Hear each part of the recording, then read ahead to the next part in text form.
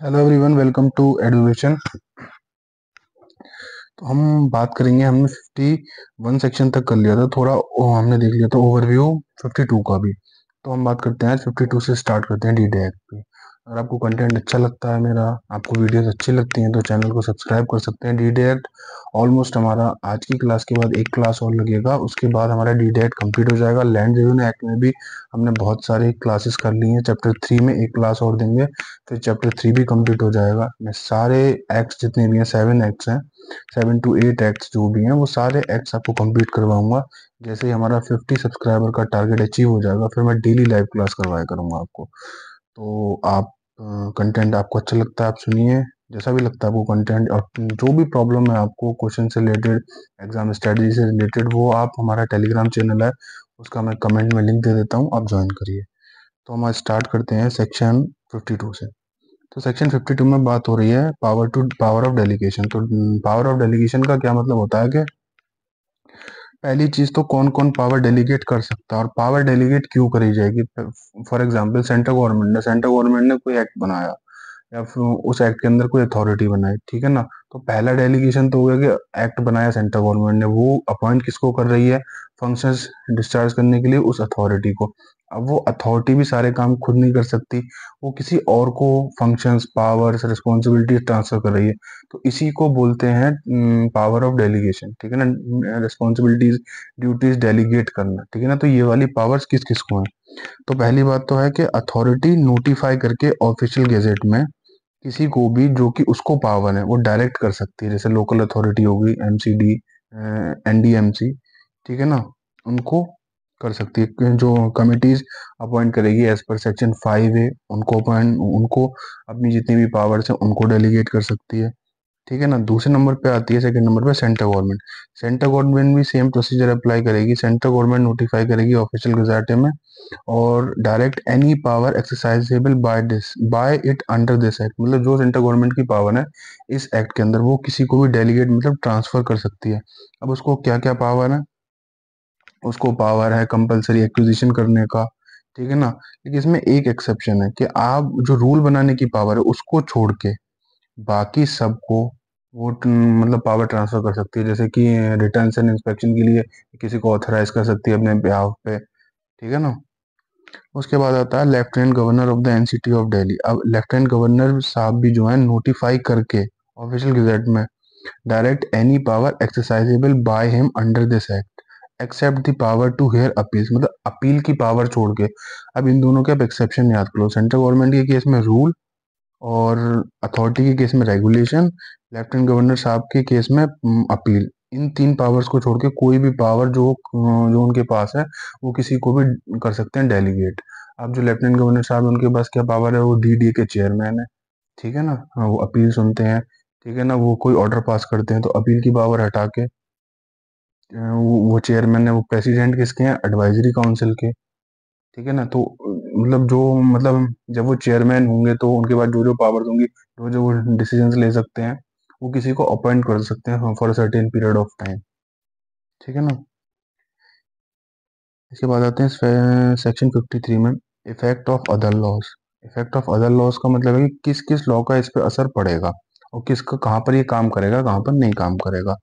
इसमें लिखा गया है कि जो nothing in this act shall affect the operation of slum area.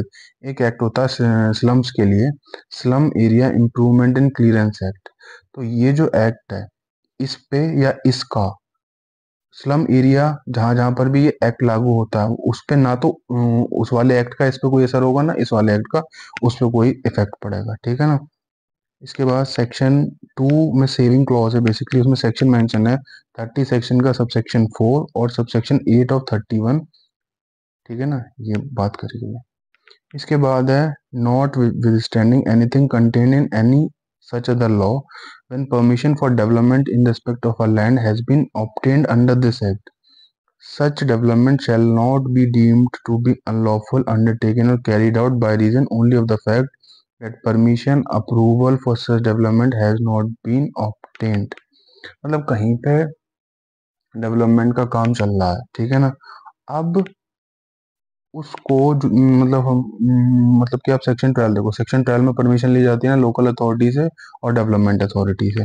तो वहाँ पे अगर कोई काम चल रहा है, मतलब कि कोई डेवलपमेंट प्रोजेक्ट निकाला, डेवलपमेंट प्रोजेक्ट पे कोई प्राइवेट पर्सन अपना डेवलपमेंट कर रहा है, तो वहाँ पे कोई भी काम को इस वजह से नहीं रोक दिया जाएगा, कि मियरली इस रीजन से नहीं रोक दिया जाएगा कि वो काम जो है परमिशन के बेसिस पे, मतलब विदाउट परमिशन, कोई विदाउट सैंक्शन उस काम को कर रहा है। हाँ, अगर कोई मास्टर प्लान का वायलेशन है, जोनल डेवलपमेंट प्लान का वायलेशन है, तो उसका कॉन्ट्रवीन माना जाएगा, ठीक है ना।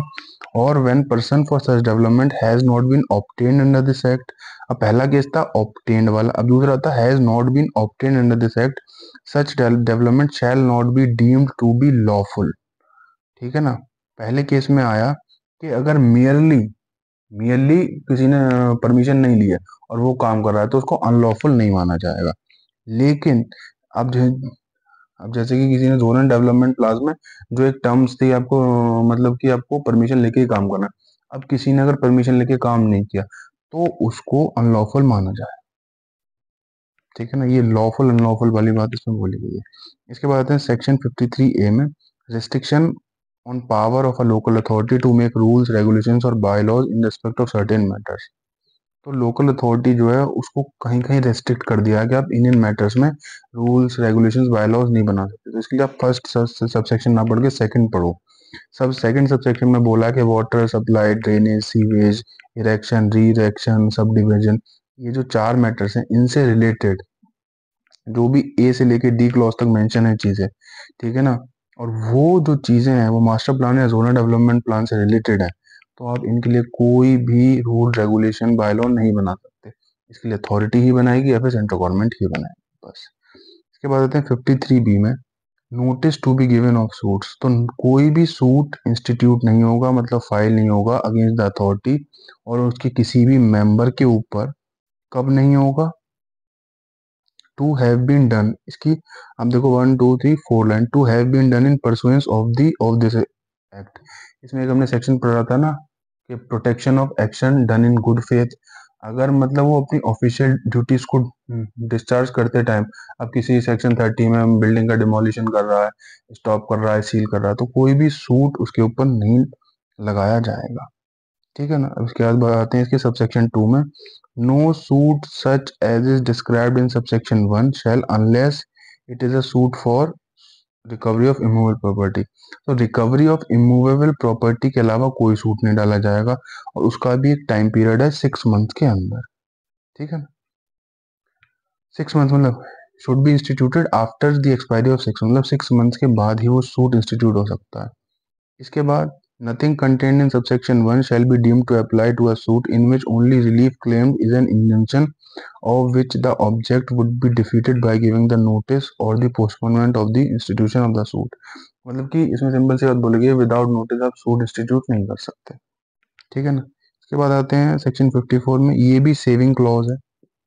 मतलब कि ये जो एक्ट है ये इन कंडीशंस पे अप्लाई नहीं हो रही है कि मतलब आपने मकान पे कोई मेंटेनेंस का काम करवा रहे हो, इम्प्रूवमेंट का काम करवा रहे हो, ऑल्ट्रेशन करवा रहे हो, फिर लोकल अथॉरिटी या डिपार्टमेंट कोई भी रिसीवर लाइन, मतलब क्या कहते हैं, सिविल वर्क करवा रहा है, ठीक है ना, ड्रेनेज से रिलेटेड। इसका erection of a worship place, मंदिर वगैरह बन रहा है।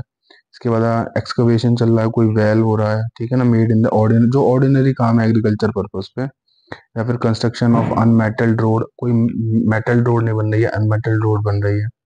इसके बाद आते हैं सेक्शन 55। देखो सेक्शन 55 में ये है सिंपल सा कि अगर गवर्नमेंट ने कोई लैंड एक्वायर करी है और वो 10 साल तक उस पर कोई काम नहीं करती है, तो जो उसका ओरिजिनल ओनर है, ठीक है ना, वो दोबारा से अपना पोजीशन ले सकता है, मतलब वो दोबारा से उसका मालिक बन जाएगा, ठीक है ना। अगर उसने एक्सपायरेशन ऑफ दी, देखो थर्ड लाइन में, if at the expiration of 10 years from the date of the operation of the plan, plan के ऑपरेशन के 10 साल तक वहां पे कोई